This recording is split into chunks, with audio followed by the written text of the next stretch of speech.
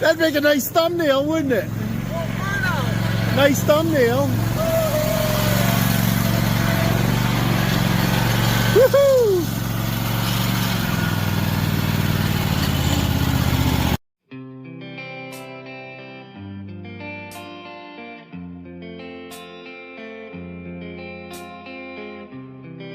So under the machine, you see all the greasy crap we're going to clean off later.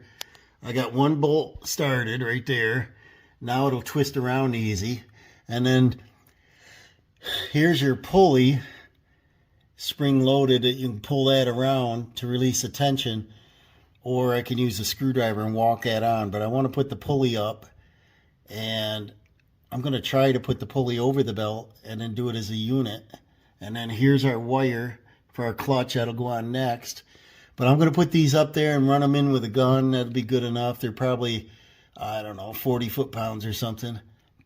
I'll run them in. A little hack, guys, rather than bulky with all this extension on the tension on there, is set your belt on the pulley, and then you can tilt it and light it up on the keyway. Check that out, right up there. I didn't have to mess with the guides. Look at that. She's in right there. Awesome. Now we're going to put the PTO and the nut on and plug it in. Alright, so this guide is holding the belt on once that's up. Now our PTO, we line up our keyway if I can.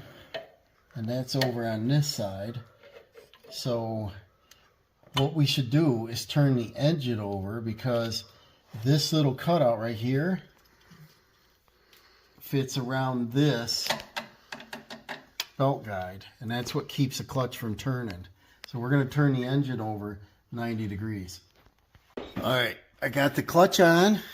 There's a little clip up here that holds your wire loom out of the way, and the guide is on, the belt is on.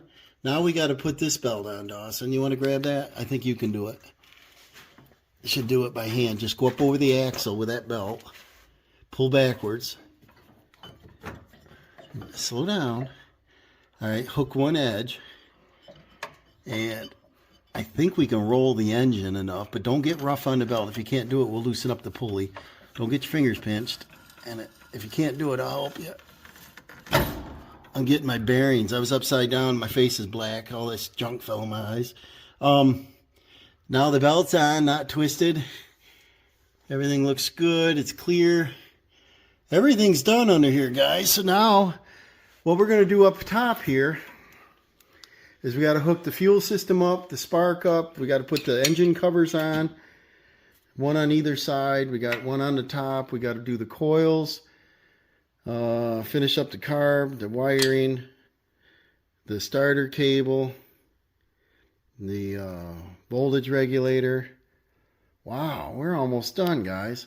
What I'm going to do is put this down in here, and this has our ground wire on it. It's got our regulator, it's got our ignition source, and it's got the float bowl cutoff, fuel solenoid, and another ground wire. And this goes on two shouldered bolts, one here, one there. This has to go on first. Then there's one on the right side. Dawson's got it. Goes down on this side. We're going to do the same thing. Before I hook up the cooling fin on this side, this one's installed, and it's a two-piece. It just is designed to keep a lot of debris out. Not all of it, obviously, but it keeps the airflow in there to cool the head. And we've got to hook up all the wiring on this side. We've got to hook up the starter, fuel pump, this vent hose, and before we get up on top, and I want to put this cover, side cover on. So we're going to do the starter. The battery's disconnected. And I want to show you on the battery. When you look at the batteries on anything, and they're that nice, they installed it nice, the hold down is on properly. You see the red, I don't know if you can see, there we go. See the red anti-corrosion. Some professional put this in. It doesn't look like a homeowner did it. So that's why I was wondering if this was serviced properly or not. My opinion is I think you're going to have to Remember, we had little critters under these fenders, and there's like a mouse nest. I think every year, loosen up your covers and look up underneath there and vacuum them out, because you get debris in there, it's going to run hot. We don't want that. Head gasket. We got our electric plug. These I didn't unplug. Here's our fuel pump. Fits in this divot of this cover. I've got my regulator wires on. And we just got to piece things back together. Here's our fuel pump. We bring this around, and this bolts somewhere here. Somewhere, guys. We got 2 holes in it. Oh, they go on with 2 screws. And they go down, I don't see where yet. Could be on the top cover, right? Probably on the top cover. So we got 2 shoulder bolts that go down here. But what I'm worried about is these wires here. I don't recall if they fit down through this head or if they fit down through here, probably like that. And they probably all come out through that divot. So this got to go down like that. That's my guess. Then they're protected and they're under the cover, away from the flywheel. And if I got to put a little zip tie, I will. But I want to make sure that we're routing this stuff without tension on it. So I'll show you more in a minute. So here's the coils. Remember, it didn't run well under power. We didn't test these. They were really rusted, if you remember. We cleaned them up a little bit. And it looks better. But they were really rusty.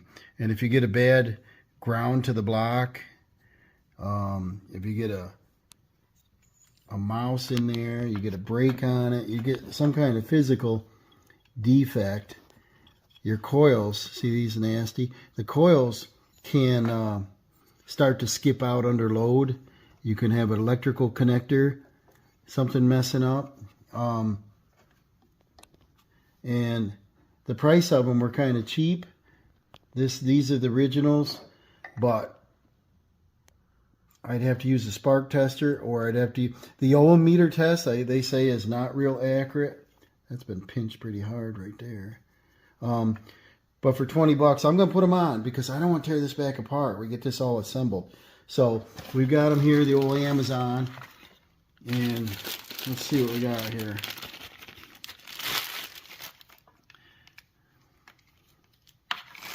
So it doesn't matter either side. This has a heat, I think, on both of them. I have to look at them here and see if which side goes which. But what I want to do might be the same thing, right? Yeah, that's nice. So when it comes down and touches the head, that's where you're going to want this protective cover. There's no rust or corrosion. It's nice and clean. I'm assuming these will probably work.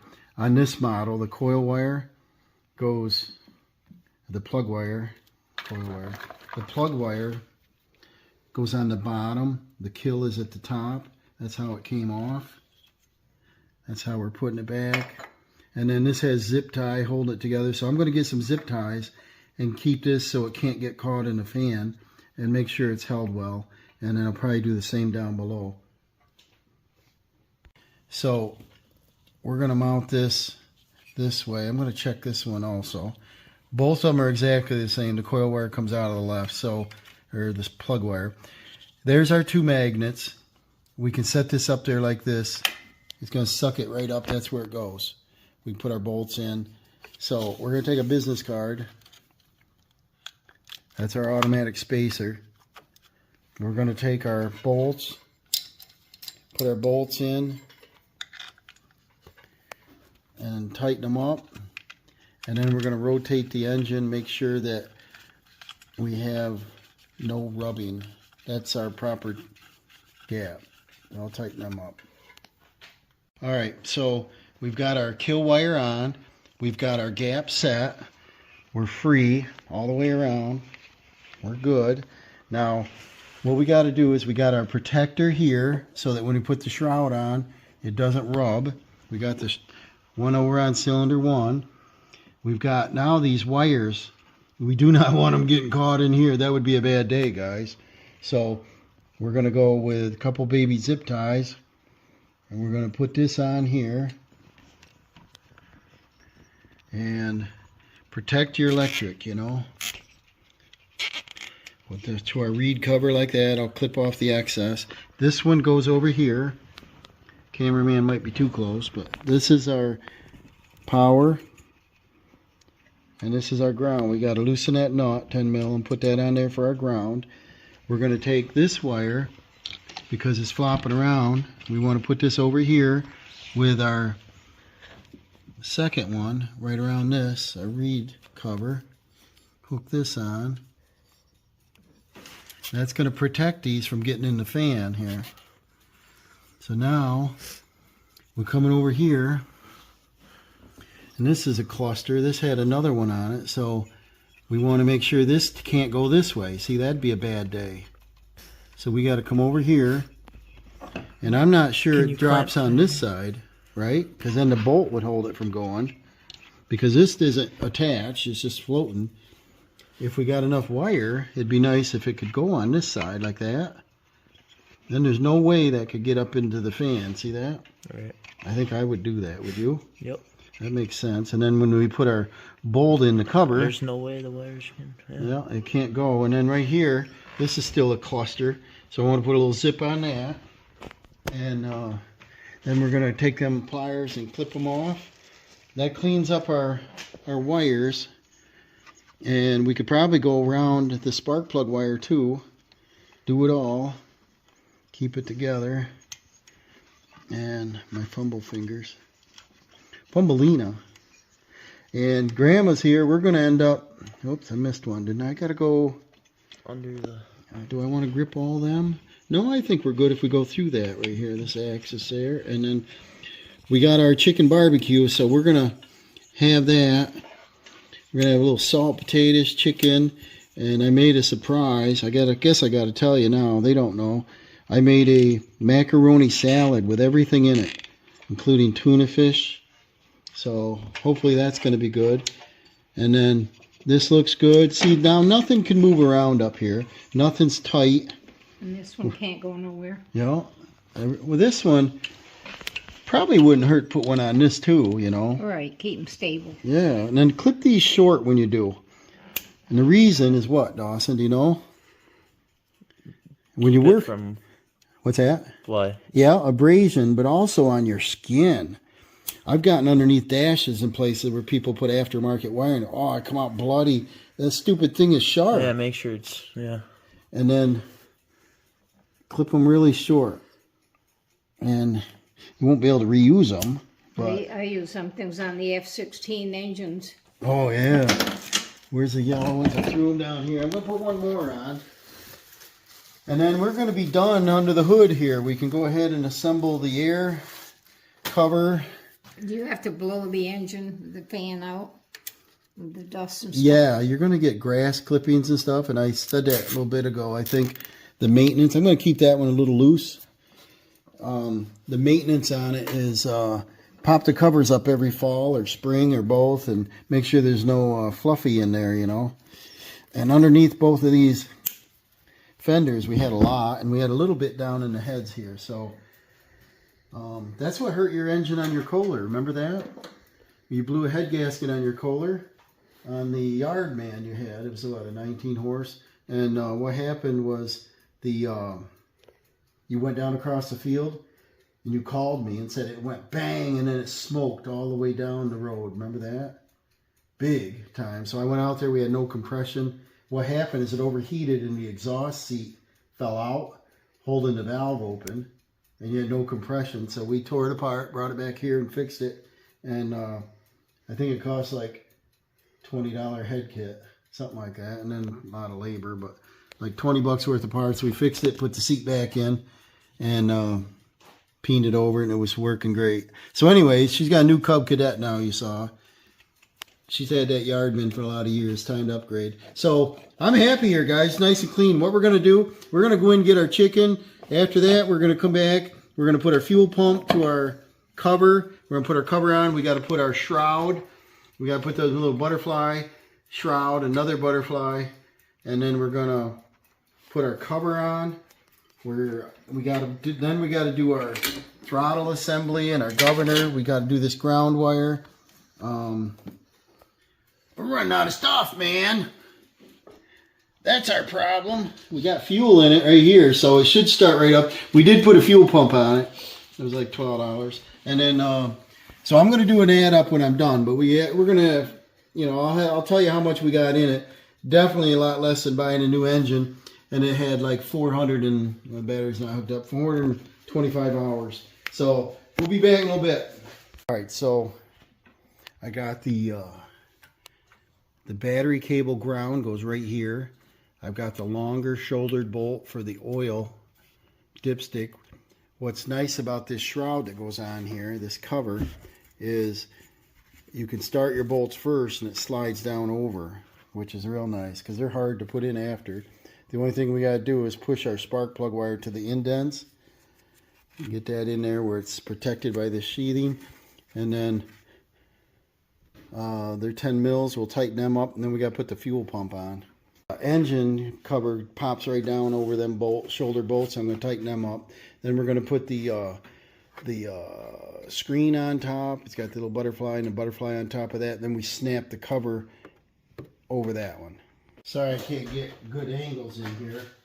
We got so much stuff in the way. 15 projects going on. So we take one of these little butterflies. They sit on top of this shroud thing. Then one goes over top. And these are Torx Tip 30s. Line them up. You got to put them in this order. You got to put the shroud on first, or the engine cover. Then this I don't know, whatever cover you call this, the fan cover. And then we torque them up. I'm sure there's a torque spec, but we're going to just do them by hand. We went in and had a chicken barbecue dinner, which was good. I shouldn't say a dinner. They sold out a dinner, so we only got halves. And it's from the Elks Club, so the proceeds goes to the kids of the town. And then whatever programs they got going on. And then I got three of those. And then I told my mom earlier, I said, yeah, well, I'm going to pick up some dinners. You want one? She goes, sure. So I went in and told them I wanted 3 dinners, and they sold out. So I only got chicken. So I come home, made a quick salad. I made a macaroni salad with all kinds of vegetables, and I did black olives, and I did, I don't know why I pushed that down just now. I did black olives, peppers, I sliced up carrots, celery, tuna fish, mustard, mayonnaise, and I decorated the top with red peppers and, of course, salt and pepper. And I thought it tasted good. So now you take these, he's got the push buttons, pop your push buttons in, boop, boop, boop. Now, engine cover's all on. We got to do the air filter. We put our rag in the carburetor, keep debris out. Now, this is, I don't know if I got a regular screwdriver out here. I might use this baby screwdriver. On our air filter, this is a pretty new one. See how it's nice and white it is. It's got the foam cover. And then we got a clamp. And it's loose, yep. And this goes in like this. I'm going to put the clamp where I can reach it this way. Goes down. And then you want this all the way down, because otherwise the cover won't snap shut. So if you don't push it all the way down, she's not going to work. And this one's a thumb clamp. And then this one's a screw clamp. Is this down? I don't want to push it too far. Make sure it still clicks. See that? It won't click down if you go too far. Like that. It's got to be that way. Loosen this one up a little bit. The next thing we got to do, get this over out of the way, it won't catch our fingers on it, is we've got our breather, which I think is a gas tank vent. We've got our gas line hooked up. We've got the suction line from the tank, or the crankcase. We close our filter up. Not yet, because We gotta put our linkage on. This fuel pump's got 2 Phillips screws, just goes to the plastic case. So I'll put that on now. So I got the engine cover on. I've got our lines out proper. This one here, I might put a little zip tie. Actually, I could probably set it up over this little bracket and zip tie it to that, just to keep it up off the heat as much as possible. And then we've got our fuel shut off right here. We got to remember that. Our clamps are on, our fuel pump's on. 2 little screws right here. Our wires are hooked up. The battery's not hooked up because I wanted to do the oil first. Remember that. I just put in 2 quarts of 1540. We got a new STP filter on. It was one of them deals at AutoZone. And then I'll probably run it a while. Maybe I'll get a Kawasaki filter. I don't know if they're any better. Probably a Walmart brand one is just as good. We didn't check the oil yet, but I'm letting it run down in there. We got to hook up the battery. Now we got to put on our governor springs and throttle cables, and it's 2 bolts here for the bracket, and then we got a bunch of springs to put on our throttle, our choke, our 2 I think go on the governor, and then we may have to adjust it. All right, guys, cross your fingers. Our linkages are on. 2 quarts of oil. The fuel is turned off before the fuel pump, but I think there's a little bit in the line. I don't want it to start yet. I want to crank it over for, I don't know, 30 seconds or less. Give it a rest, do it again, whatever. Don't overheat the starter. I wanted to check the compression, but I don't want to do it now. I want to see how it runs. It might puff a little bit because look at this tailpipe. So much oil was coming out of that. See inside the tailpipe. She might smoke. Mom's on the wrong side. She might get smoked. You might want to move over here. What I want to do is crank it over with the fuel turned off. Are we ready? I don't even know if there's fuel in this, is there? The smell. Yeah, I put, one of these has fuel in it. So I think we're okay on fuel.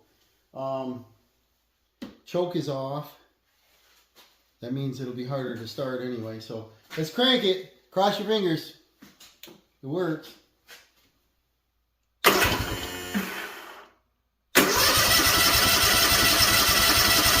That's good enough oil pressure.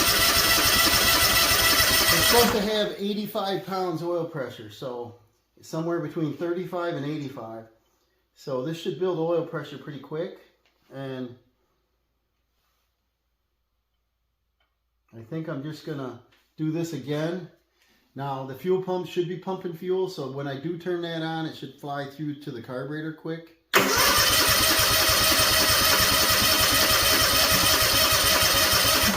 Sounds good turning over, doesn't it? So we do have our fuel shut off, our solenoid hooked up.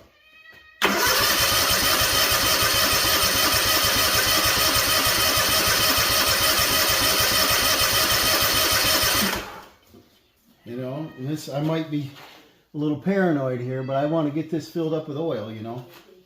And if it does take off, it might rev high if our governor's not adjusted proper. So I'm going to keep the throttle down real low. I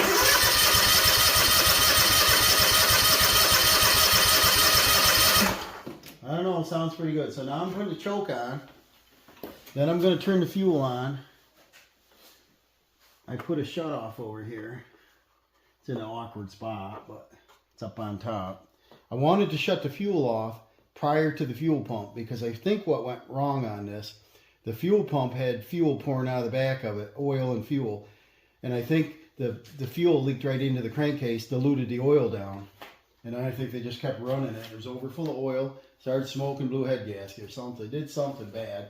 The rings, remember the rings were 85 and 100, 85 on the top ring and 105 on the second, the scraper, and that's why I should blow in oil. All right, you ready? They got to get fuel into that carburetor.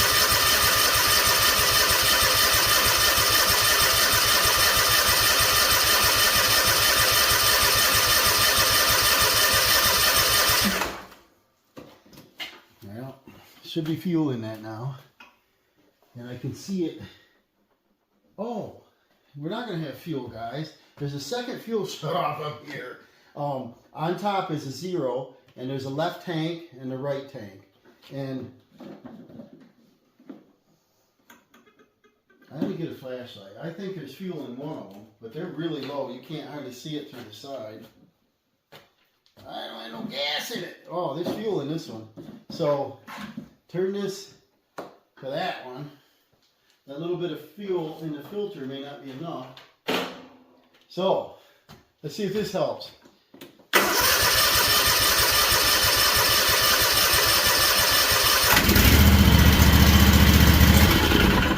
All right, I shut the choke off too quick.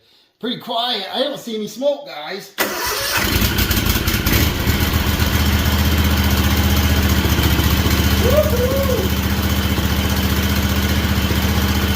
What we gotta do,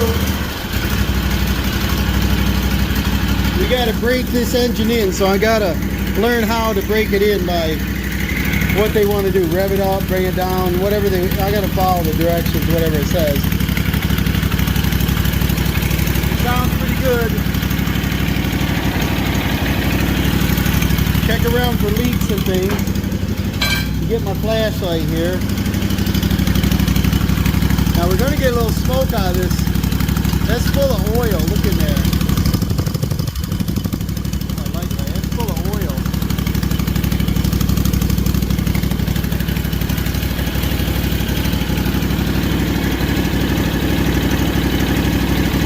No fuel leaks, no oil leaks.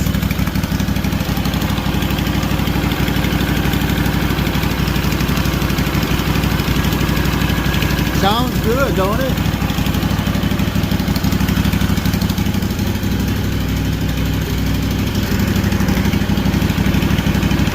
Put that choke off.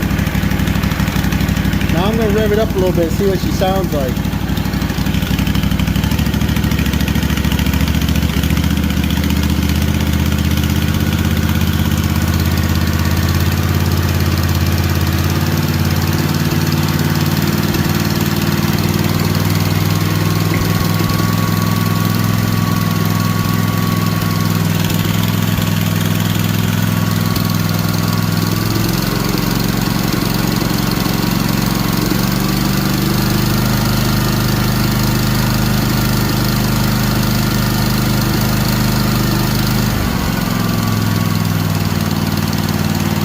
Coming out the outside of the muffler. There's a lot of oil in there. Probably have to open up the garage door because it's going to get smoked out here.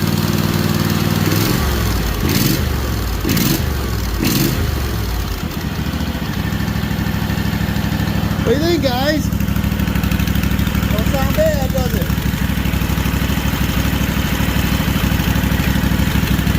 So what I'm going to do, I'm going to shut her down, let her cool a little bit. I'm going to check things, check the oil, and I'll start it back up again. What I got to do next is put our bumper, all that assembly on. It's got the triple bagger connector on it, so it's pretty heavy, multiple pieces. Put that bumper assembly on. Got to get some fresh fuel. This is old gas. Actually, you know why that's smoking a little bit? I put chainsaw gas in that because that's all that was in here. We got some chainsaw gas over there in the bucket, right in somewhere right there. Where is it? Right there. Chainsaw gas. So it's got oil in it, and I thought that's not going to hurt anything because we're going to have lubrication in the upper cylinder, but it's going to smoke because it's not, 91 or anything. But I'd like to get some ethanol-free gas in it.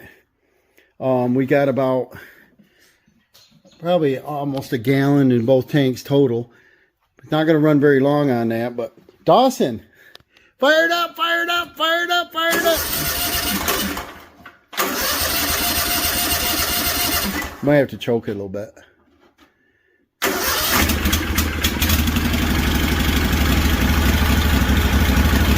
Sounds like a motorcycle, don't it?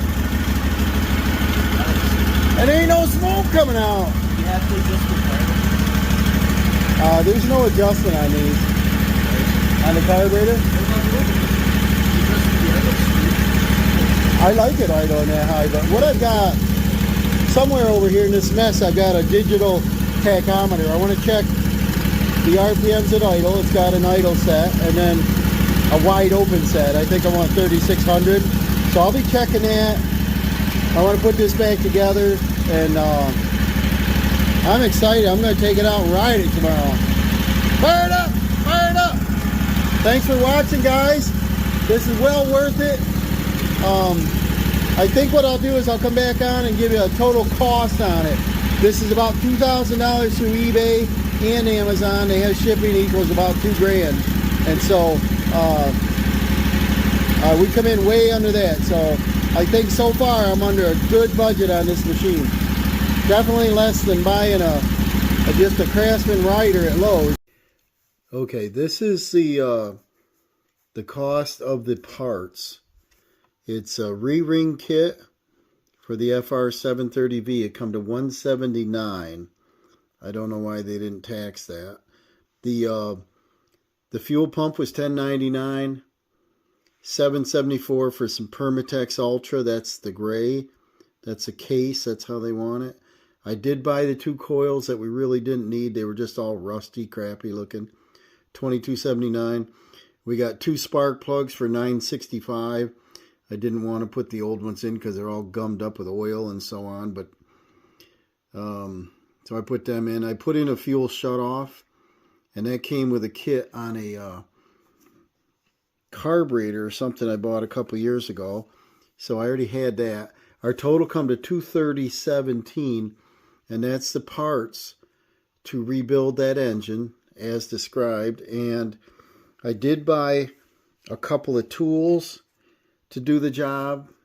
A couple of them I didn't really need. I used a spring compressor. You don't really need it on a lawnmower engine. You can kind of fumble with your thumbs and do it. I bought the vernier calipers. My other one was broken, and I wanted an accurate measurement. I did have micrometers, but not an inside mic. And what would I have? A 1-inch and a 2-inch. So this wouldn't open up to do good measurements. So that's just a tool replacement. I did get ring expanders, and they came in a kit with something else, so they were sort of free. But these tools I'll use for an upcoming job I've got. I've got to do a Briggs engine. So I'm not going to count the tools in that. We got $230.17 in parts, and a new engine is $14.99, the cheapest I could find, the FR730V. And then you got shipping and tax. So it's just about $2,000. On eBay I found one for like $17.99. I got one for free shipping somewhere, and they still come to about $2,000. So I'm quite pleased, and the money I've got in this Cub Cadet, it already came with a bagger, triple bag on that. And the bagger, I think, was $7.99, if I looked it up properly. That sounds about right for a 3-bin. It's a large unit. So I paid, I got to remember now, I paid $1,400 for the unit. And I was on my way out thinking the whole time when I was going to look at, oh, let's see how I can get the price down, you know, get it down to $1,000. When I got there and saw his shop, saw the equipment, saw how they cared for everything, they were out there washing the trucks. 2 guys were washing their company trucks. It was early morning when I got there. So before they headed out, everything was spotless. I said, you know what? This thing looks so nice. I just, I'm going to pay what they ask. They asked $14, and I said, can I get a little less? And they said, you've got to talk to the boss. The boss isn't in today. And I'm like, ooh. Lost my leverage there.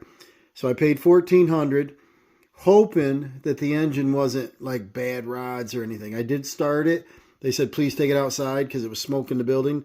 I took it outside, rode it on their lawn, and I'm like, God, everything works, you know. So, and the engine didn't tick or anything. It just smoked like crazy. The reason was the ring end gaps was 85 thousandths on the upper ring, the number 1, and 105 on the ring 2. And so it was a huge amount of oil bypassing. We cleaned the engine. We took it all apart, got it clean, put in all new parts, reused the the rods and pistons, put in new gaskets, seals, reused, what else? The heads. We put in valve seals. We lapped the valves and new head gaskets, retorqued, put everything back together. I was trying to be super neat. I knew that I had 10 other projects coming in, and I go on the road doing stuff, so it's easy to lose parts, tools, bolts. So I came up with the idea a long time ago. Throw your parts in a baggie, label it with a marker, video your work. You got pictures if you need them, you can go back. And I printed that manual, and the engine manual was, I think I got a cost of around $3 in it. I did a PDF and printed it, and so I'm quite pleased. Very little cost involved. I started it, I ran it. I've actually took it out and mowed the whole lawn. And watch for that in an upcoming video. I think a new machine as an Sx60. That's a 60-inch with a fabricated deck. It's the 24 horsepower. The steering wheel model is they call the all-wheel steer, cruise control. We're talking, $7,000 tractor. I went to Lowe's. I was going to purchase a new tractor this year. Their cheapest Craftsman was $23.95, something like that, 23 something. And basic little Briggs, basic 42-inch cut. And I'm like, no bagger. And I was like, oh, that's too much money. So I think I did good. I'm going to take and fix the Craftsman best I could, patch it back together, probably get it out for sale, and maybe I can get a couple $100 out of it. That'll bring the cost down. And, I think I did well. Thanks for watching the video. I'm sorry the videos ran long, but for the guy that, buys the machine as partially put together, I think this will help him a lot. I've searched on YouTube, I had to do like 4 or 5 different videos just to do like a governor adjustment or something, because they're not complete videos. And so I hope this helps that one guy out there. And remember to follow along with the channel. We got over 500 videos. Hit that notification bell for an upcoming video. Make a comment. Remember to like, and then please subscribe. I'd like to pick up some, subscribers. It's an awful lot of work to video and edit everything. So I just want to feel it's worth it. And I hope you guys enjoy some of these. And like I said, please make comments down there. I'd like to put up some content that you're interested in.